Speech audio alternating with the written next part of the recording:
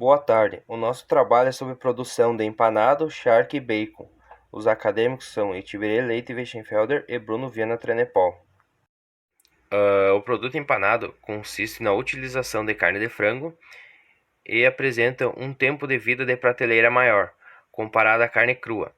Isso é obtido principalmente pelo retardamento da oxidação e, consequentemente, aparecimento da rancidez. O empanamento confere também à carne a proteção contra a desidratação, queima pelo frio durante o congelamento. Então, processo de elaboração de produtos empanados.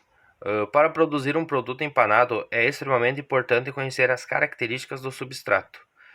Deve-se considerar seu conteúdo de água, formato, tamanho, temperatura, textura, composição química, tipo de superfície e seu potencial de adesão.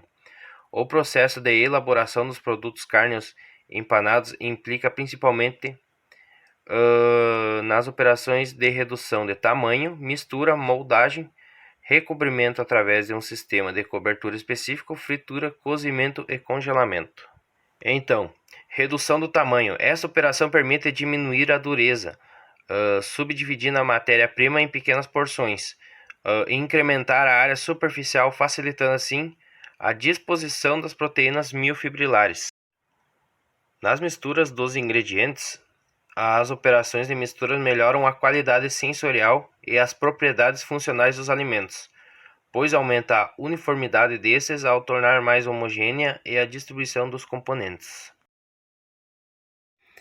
Então, no momento da moldagem, é necessário que a temperatura da massa esteja entre -2 e -4 graus, pois caso a temperatura não esteja baixa o suficiente, a massa se torna mole e não adquire a forma desejada, ou então não consegue sair adequadamente da formadora, desfigurando o produto final. A moldagem a temperaturas mais quentes, acima de 1 grau, resulta em pontos e chapiscos, onde ocorre a irregularidade da peça formada. Isto causa problemas durante a etapa seguinte de cobertura, favorecendo a ocorrência de uma cobertura irregular, com buracos e sobreposições das peças. Os sistemas de cobertura são qualquer combinação de ingredientes à base de cereal ou não cereal, que revestem substrato proteico ou não proteico, favorecendo ao produto acabado atributos como sabor, textura e aparência. Cobrir alimentos com produtos diversos é uma prática empregada para melhorar a textura dos alimentos e para aumentar sua variedade. Em alguns casos, os sistemas de coberturas constituem em uma barreira contra a migração de gases, água ou proteção contra eventuais danos mecânicos. Então, o produto empanado pode ser produzido com 3 camadas. A operação básica consiste na linha pre-dust, batter e braiding. Então, a pré-dust ou pré-enfarinhamento é a primeira camada de um sistema de cobertura. Seu objetivo principal é promover a ligação entre o substrato e o batter e absorver a umidade da superfície. Então, a aplicação de pré-dust evita a separação de uma camada e outra, ou seja, promove uma melhor adesão entre as camadas e o substrato, pois forma uma camada absorvente que possibilita a adesão com o batter, deixando a cobertura com mais uniformidade e melhora a textura do substrato, além de favorecer a manutenção de aroma e sabor característico. O pré-dust mais utilizado é farinha de trigo, mas também pode formular pré-dust com amido e proteínas para aumentar a aderência. O batter é uma mistura em pó de diversos ingredientes funcionais, tais como amidos, gomas e farinhas, podendo ser condimentado ou não. Quando hidratado, apresenta uma suspensão de sólidos em líquidos, a qual forma tanta camada de cobertura externa completa para o produto alimentício, como também age como uma camada ligante entre o substrato e a camada mais externa. Em processos industriais, é pregado em equipamentos específicos, onde o mesmo é misturado em água gelada. Então, os produtos substratos são imersos nessa mistura antes de serem enfarinhados e fritos. A função do líquido de empanar traduz-se inicialmente pela sua adesão ao produto e à farinha de cobertura. O batter é fundamental, pois é responsável pelas características funcionais e econômicas do produto, influenciando diretamente na espessura da cobertura. Então, existem três categorias de batter: o batter de adesão, o batter de coesão e o batter de temperatura. O de adesão, ele é uma camada adesiva entre o pré-dust e o breading, atua como uma cola entre as camadas. Ele contém uma viscosidade baixa, que varia de 9 a 12 segundos. Então, a sua composição contém alto conteúdo de amido de milho, farinha de trigo e é baixo teor de glúten. Já o batter de coesão, ele forma um envelope em torno dos produtos alimentícios, cimentando os outros componentes do sistema de cobertura. Ele consiste numa viscosidade média, de 28 a 30 segundos, e contém um alto conteúdo de farinha de trigo e alto teor de glúten. Então, e o de temperatura, ele é uma forma de camada externa do produto, tem uma alta viscosidade de 45 segundos ou mais e contém um alto conteúdo de farinha de trigo, alto teor de glúten, acrescido de altos níveis de fermentos químicos e agentes de escurecimento. Então, a formulação típicas pode ser alteradas de acordo com a integridade básica opcional. Então, esses são os ingredientes básicos utilizados na produção, que é farinha de trigo, farinha de milho e bicarbonato de sódio. E daí o ácido fosfatado depende do valor, ele é utilizado. Então, os ingredientes opcionais relatam em farinha de arroz, soja e cevada, gordura, óleo, ingredientes lácteos, amidos, corantes, sal, açúcar. Então, o breading é a terceira e última camada de cobertura, sendo responsável pela textura, apelo visual e diferenciação entre os produtos. O breading ou farinha de cobertura também pode ser definida como sendo uma base de cereal, geralmente obtida através de processamento térmico, podendo ser condimentado ou não. O termo breading abrange uma extensa variedade de produtos, desde uma farinha de trigo não temperada e não cozida, até uma farinha derivada de pão sofisticado. O breading é dividido em três amplas categorias da granulometria. Então é grossa, média e fina. Muitas combinações de breading contêm uma porcentagem das três frações de tamanhos, cada uma desempenha um papel específico no produto final. Então, o breading grosso apresenta a granulometria mais grossa e promove um impacto visual maior. Porém, pode desprender-se durante o transporte ou manipulação, fornecendo ganho de peso, excelente textura, mas não fornece boa cobertura do produto nem boa absorção de água. O breading médio, ele possui uma maior área superficial por volume, proporcionando maior taxa de absorção de água, contribui para um bom rendimento e melhoria da cobertura do produto. Então, já o breading fino, por apresentar larga relação área superficial por volume, absorve umidade mais rapidamente e, em combinações com o batter, promove uma rápida secagem em toda a matriz na qual os grãos mais grossos ficam envolvidos, com sua massa menor. O breading fino fornece uma boa cobertura, porém um baixo rendimento. Ele permanece uma aparência suave e não afeta significativamente a textura do produto acabado. Então, existem diversas variedades de bread, que são tradicional, extrusado, americano e japonês. O bread tradicional, também conhecido como cracker, é uma farinha densa com algumas crostas. É fabricado a partir de uma pasta de farinha que é transformada em camada fina e submetida ao aquecimento com temperatura leve. Tostagem. Pode ser utilizada como cobertura externa, pré-dust ou como ligante para produtos de carne processada. O breading extrusado é obtido por processo contínuo, nas quais os componentes da mistura são cozidos sob pressão. A descompressão instantânea faz com que a umidade expanda na forma de vapor, e os produtos após a secagem adquire sua forma característica em termos de crocância, se aproxima muito das farinhas de pão e pode ser produzidas em larga escala. O breading americano é uma cobertura arredondada, com um pedaço de crosta parecido com a farinha de rosca caseira, feita a partir de pão produzido por esta finalidade. Já o breading japonês, também é chamado de estilo oriental ou estilo panko, é produzido a partir de métodos padrões de mistura de massa, garantindo um tratamento térmico homogêneo, bem como a uniformidade da cor. Esses breading têm uma forma alongada e é essencialmente livre de crostas, devido aos excelentes atributos de textura e aparência. Esse tipo de breading é geralmente utilizado como cobertura externa em aplicações de fritura e forno convencional. É mais crocante que os demais e retém essas crocâncias por mais tempo. Então, a etapa seguinte do sistema de coberturas do processamento de produtos empanados é a pré-fritura.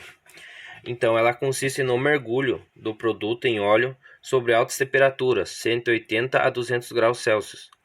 Por isso, um curto período de tempo, 20 a 30 segundos, esse tempo de passagem é variável de acordo com a matéria-prima utilizada. Então, esta operação fixa a cobertura, contribui para o desenvolvimento da cor e retira a umidade, inibindo parcialmente da desidratação do produto pelo frio e proporciona a absorção de óleo. O processo da pré-fritura é realizado na indústria com o auxílio de equipamentos contínuos. Tem como objetivo realizar o cozimento parcial pela imersão em óleo, preserva sua forma, assegura a aderência da farinha da cobertura e proporciona uma textura típica, crocante do produto. Então, outro fator determinante no processo de absorção de gordura e água e eliminação é a temperatura. Quanto mais baixa a temperatura do processo, mais gordura é absorvida.